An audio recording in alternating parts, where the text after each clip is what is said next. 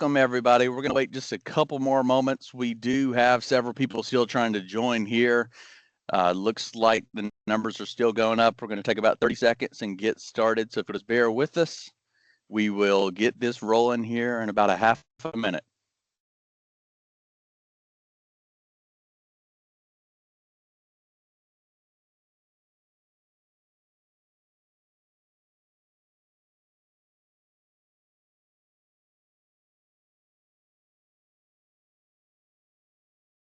All right, looks like our number's still going up slightly, but we are tabletopping out here. So good afternoon, everybody. Thank you so much for joining. I'm Adam Starnes, the account manager here at MAD Security.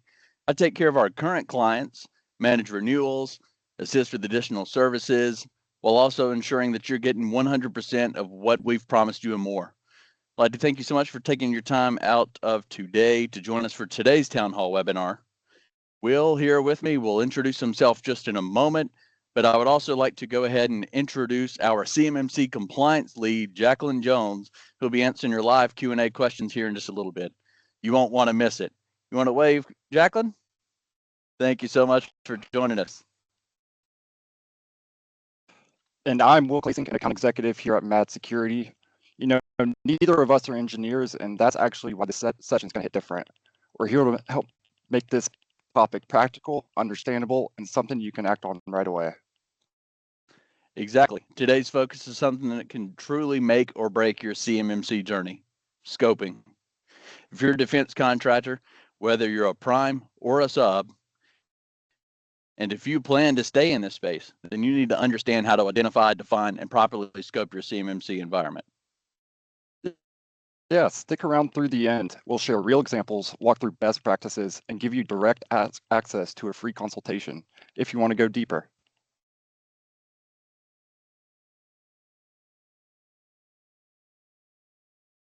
All right, so today what we're going to cover, we're going to teach you how to identify, define, and properly scope the CMMC environment.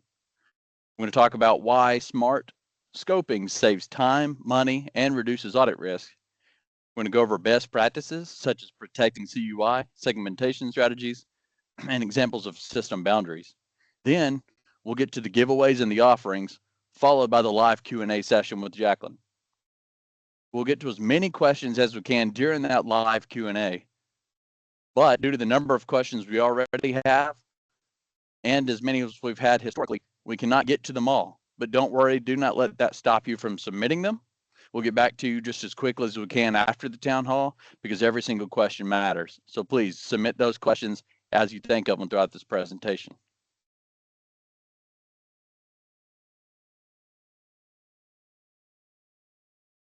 All right, so let's start with the big picture.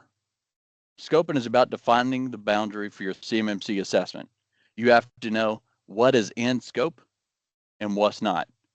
If you don't know where CUI lives, what systems store it, who touches it, and how it flows, then you're basically trying to protect your house with the lights off.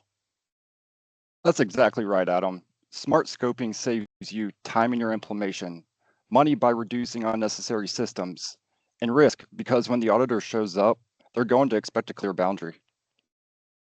Absolutely. So let's talk about this for a moment. What is CUI and why is it important? Controlled Unclassified Information, or CUI, is sensitive information that the federal government wants to safeguard, even though it's not classified. If you handle technical drawings, specifications, part numbers, internal communications about government programs, you might be handling CUI. So why is this important to protect? Your one piece of CUI alone may not seem like a threat, but think of it like this. Maybe you build gaskets for a fighter jet. Another company builds washers. Another machine's the part. Someone else assembles it. If a bad actor gets your CUI and then theirs and then another's and so on, it's like building a puzzle. Each piece adds up and it becomes extremely dangerous in the wrong hands. And here's what really matters, Adam. You know, if you handle CUI, you're expected to protect it properly under DFARS and CMMC level 2. And more importantly, so is everyone in your supply chain who might receive it from you. Yeah, you're right. Absolutely. If you have DFARS 252.204-7012 in your contract, or you expect to in the future, you are required to be CMMC compliant ready. That's not optional. That's the Department of Defense telling you that if you're going to continue doing business in the defense industrial base, that is what is expected. And here's the kicker. You cannot just say that you're doing it, you must prove it. Go back and watch the last town hall from June. You'll have a whole lot more detail on that. We covered the False Claims Act, the risk of false attestations. It's definitely something worth seeing.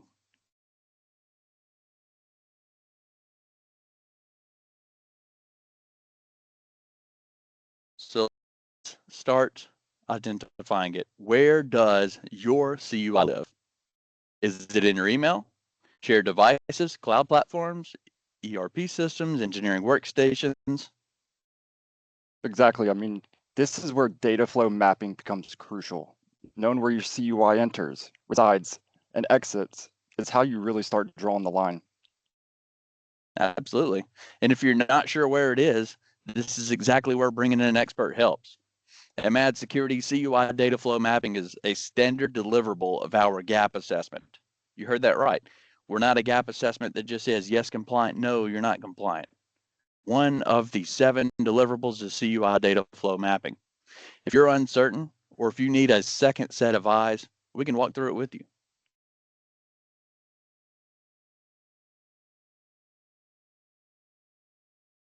Once you know where CUI lives, the next step is drawing the line, your boundary. This defines which systems, users, and processes will be included in your CMMC audit. Yeah, inside those boundaries are systems that store, process, or transmit CUI. Outside the boundary might be your HR software, finance apps, things that don't touch CUI directly. But even then, those out-of-scope systems must be protected from affecting your in-scope environment. Absolutely, Will. This is where you can be smart. Use segmentation. Don't bring your entire business under the scope if you don't have to. Create an enclave. Secure a contained environment for everything CUI related. If you missed our last town hall on enclaves, go check it out. We dug into this strategy in detail. Some companies use Prevail, others go GCC High. We're a Prevail partner, but we've helped clients with both. In fact, MAD Security is CMMC Level 2 certified ourselves, and our environment was assessed from both a GCC High and a Prevail angle, and we passed. We don't just advise you based on our preference, but we help you succeed regardless of the path that you choose.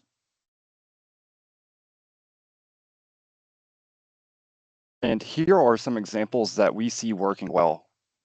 Creating a separate cloud tenant or GCC High or Prevail enclave, physically isolating workstations, and using VLANs and firewalls to split networks, and also restricting access to only those who need it.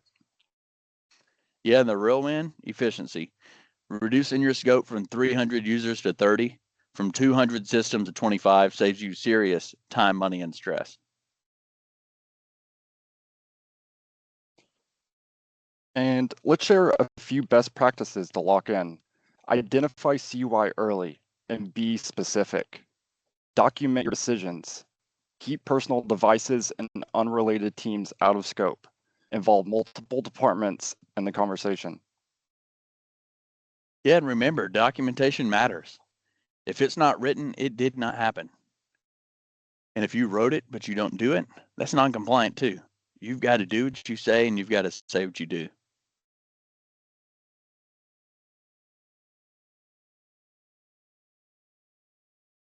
So let's call out some common mistakes.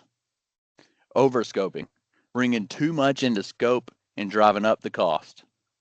Underscoping, leaving out systems that do touch CUI. That's a no-no. Forgetting about MSPs or contractors with access to your systems. That's exactly right, Adam. And also not documenting your scoping decisions. If you say a system is out of scope, be ready to explain why. Those auditors will be asking.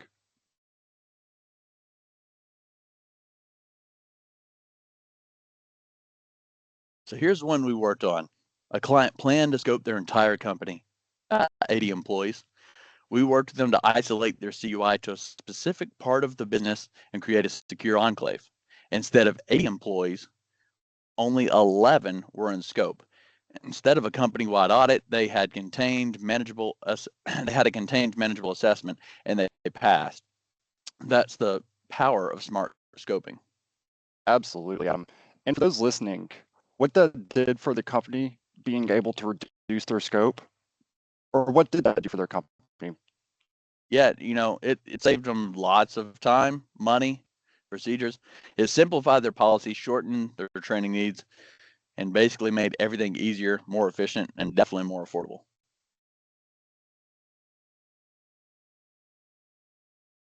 So, when should you start scoping? The answer is yesterday. Exactly. Well, start right now, because if you wait until you have an auditor scheduled, it's too late. We can help with templates, guidance, system identification.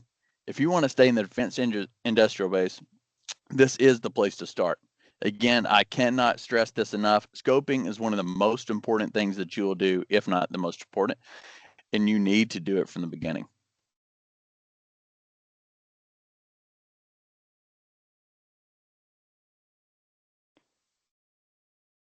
So we hear it constantly. CMMC costs too much. I don't know how to find my CUI. The controls are overwhelming. And these are all very valid concerns. But when you scope properly, everything gets simpler. You reduce your timeline, you save money, you make this doable. Scoping is the foundation, so get that right, and the rest becomes manageable. And as far as what we have for you guys today as content, that's going to sum it up. But we do appreciate you coming on and joining us. So before we get to the live Q&A session to where you can ask live questions, again, if you have not submitted your question yet, go ahead and do so now so we can go ahead and get those ready to ask Ms. Jacqueline here in just a few moments. But first, we're going to talk about the giveaways and the free consultation that we do have here for you as a thank you for joining us in today's Down Hall webinar. So the first thing that you're going to see here is a free pre-assessment. It's actually got the link here to where you can go on and answer 31 yes, no, or I am not sure questions to determine where you might be in CMMC compliance readiness based on how you answer those questions. The second offering that we have here is the free CMMC Master Bundle. It is going to have 5 different documents, which is the 5 steps to becoming CMMC compliant ready, the CMMC Level 2 compliance checklist. You're going to have let me think here for a moment, the CMMC enclaves. You're going to have the protecting critical data within the defense industrial base, and one other important piece of information there. Then you're also going to have the free CMMC assessment guide, which is a guide to actually going through the assessment, making a clear roadmap to certification success. And then last but not least, we do have the free consultations here with either Will or myself. Again, Will's account executive here in the US. He will be able to talk to anybody that's not a current client with MAD Security. You can either send an email or use the booking link to put time directly on his calendar, talk about what you are currently doing for either cybersecurity and or CMMC compliance readiness, and see if and how we might be able to assist. And if you're a current client or a previous client, or I could also answer questions for you as well. If you were just considering becoming a client, you can use the email address or booking link for myself there as well. And that's going to sum up the giveaways. This will be emailed out afterwards so that you can have all of these live links to go directly to it. And that is going to bring us to the live Q&A. And I will mention again that we will go through as many questions as we can. We do have 2 more slides for you before we go afterwards, so we'll run through as many as we can, save time to go through those 2 last slides. And then anything that we could not get to during this session, you'll be answered again right after the town hall is over with. So thank you so much. And let's go ahead and get the Q&A rolling here.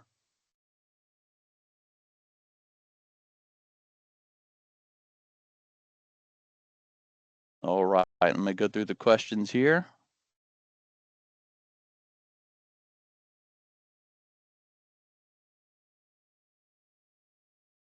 All right, Jacqueline, we've got the first question here. The gentleman asked, what exactly is the CMMC assessment boundary? Sure. So the boundary is what defines all systems, users, and processes that store, process, or transmit CUI, controlled unclassified information.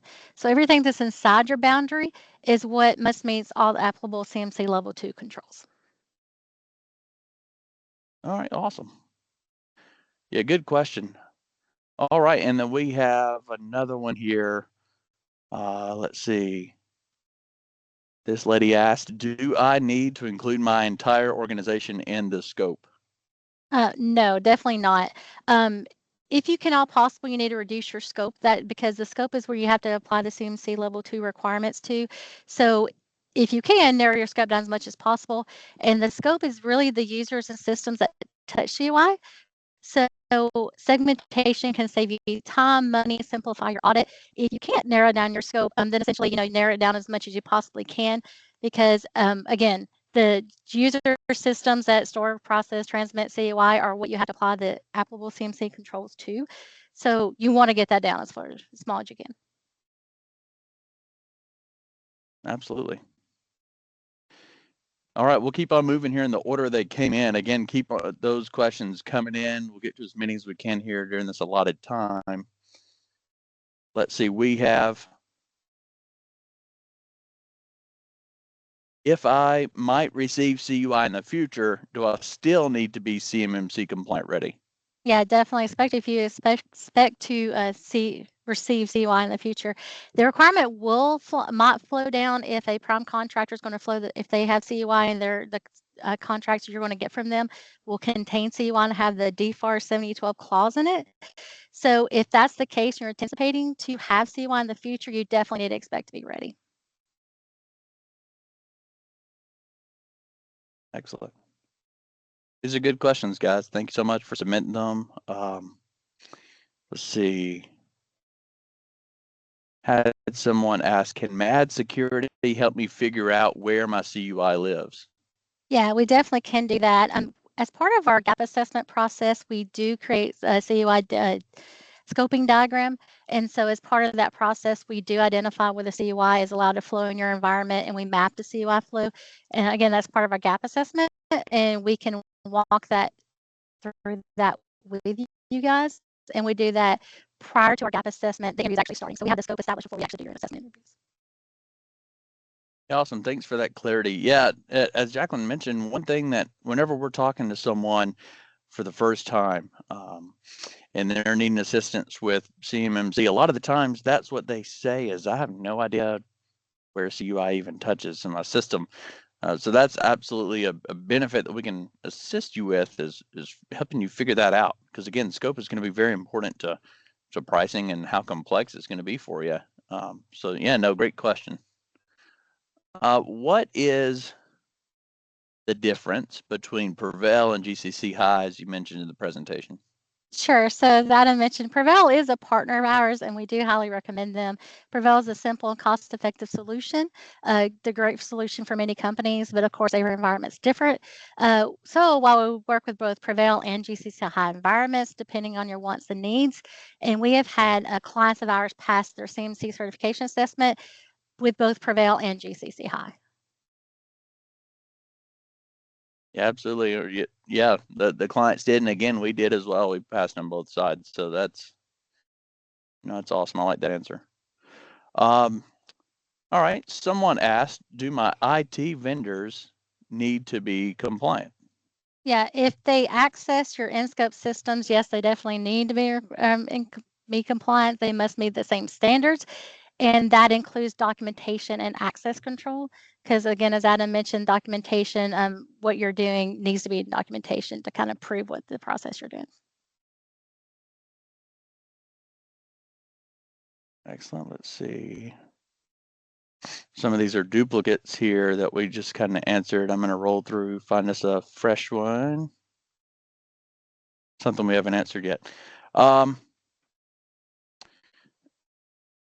So it's kind of a loaded question, I think, here, but it's very important. Why is documentation such a big deal? Yeah, so basically, if it's not written down, it doesn't count. So when you have your CMC certification assessment, they're going to want to see both technical configurations and the documentation because they want to see the defined written part, and then they're going to want to see proof that you're actually following what you have documented. So if it's what you are doing is not written, essentially you can't prove full compliance. You have to essentially prove you say or write down what you say you're doing and then prove that you're actually doing those things. Absolutely.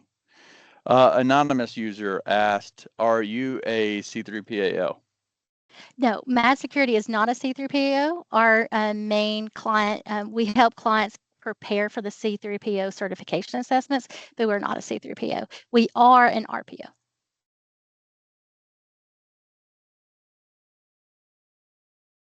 All right. If my segmented scope changes after the CMMC certification, can I simply let the next external auditor know after the 3 years? So the thing about that is you are assessed, your system that you designed to protect CUI is what is assessed in your CMC certification. If there are any major changes, then you have to get reevaluated based on that scope.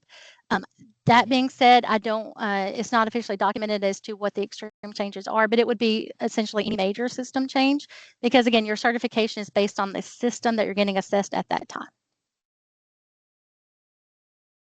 So like I think an example would be we had someone change SOC SIEM provider at one point. Jacqueline, would that be kind of an example of It something would that be might be a major because change? yeah, there's major controls regarding the SIM solution and how auditing and alerts are being done. So if you change providers, they're obviously going to do something different. And during your CMC certification assessment, your current provider for the SOC is going to have to show evidence of what they're doing that it meets the compliance requirements. And if you change to a different provider, there's no proof documented that your new provider is actually doing and meeting the exact same controls. So you have to essentially get reassessed to prove that the controls are still being met. Okay. Yeah, thank you for that. That's made it pretty clear. Anonymous user, a different anonymous user asked, what if we cannot reduce our scope any further? Yeah, that's a issue we have with a lot of our clients. So we do work with our clients to help them reduce the scope as much as possible. There comes a point where you just can't reduce it any further. And so you have to implement the controls and the full requirements of the controls on your entire scope. Sometimes it's a little tricky to do, but you are required to meet all the requirements of the control unless you get a waiver from the DoD CIO is saying that you don't have to meet the requirements. It's really, you essentially just have to meet the full requirements.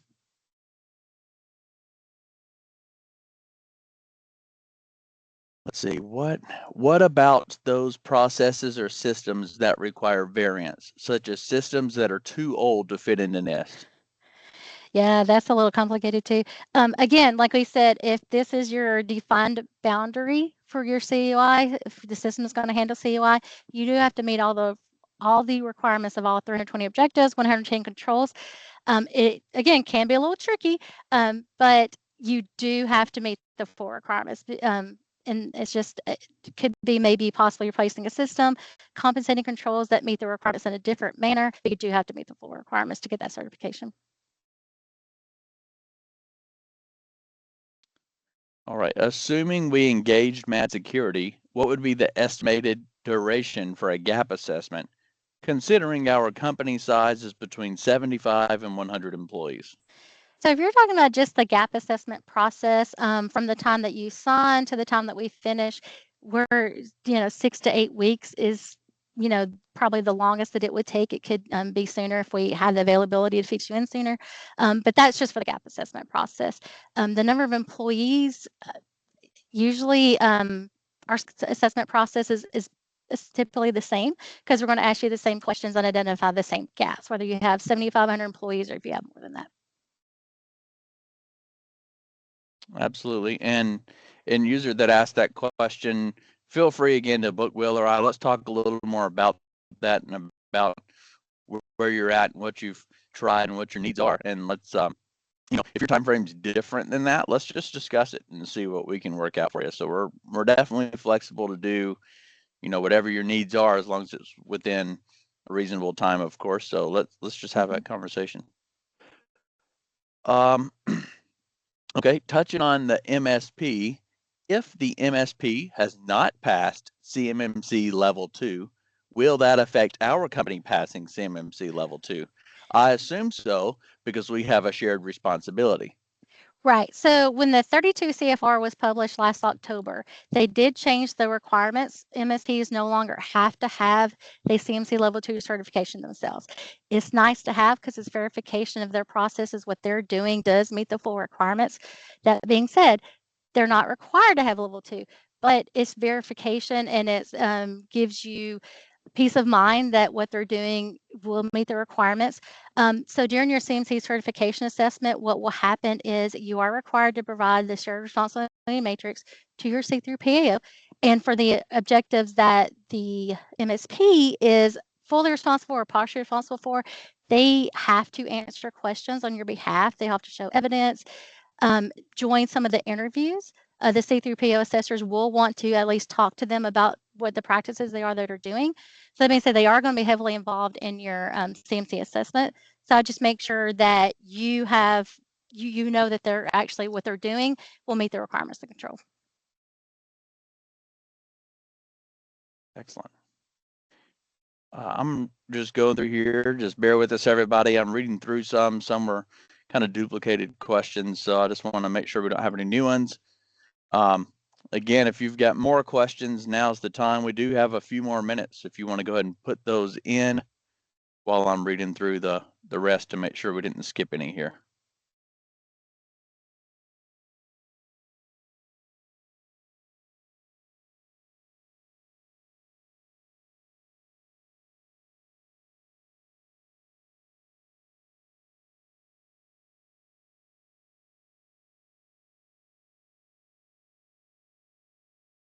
All right. It looks like everything has been answered. That was not a duplicate here. So I definitely appreciate all of these questions. This is excellent. We've had a lot of questions come in today. It's what we like. It's what we're here for, is to answer your questions, to try to make it as easy as possible for you. Again, book a call if you've got more questions, or if we can have a conversation with you about how we can make this an easier process for you. This is what we're here for. Jacqueline, I want to thank you so much for coming on and answering all the questions today. Again, Jacqueline's our compliance lead here. She's going to have a lot of valuable information for you. We are going to share just a couple more slides here, just for some important information regarding our next town halls. We're going to do this every third Thursday of each month. All webinars start at 2 p.m. Central Standard Time. Our next one is going to be August 21st, followed by September the 18th, October 16th, November 20th, December 18th. So go ahead and mark those calendars. The August 21st registration link is actually live on our website as we do speak right now. You can go ahead and register for that whenever you're ready. We are going to have a lot of valuable information about what happens with compliance readiness after you're compliant ready, and even after you've passed your audit.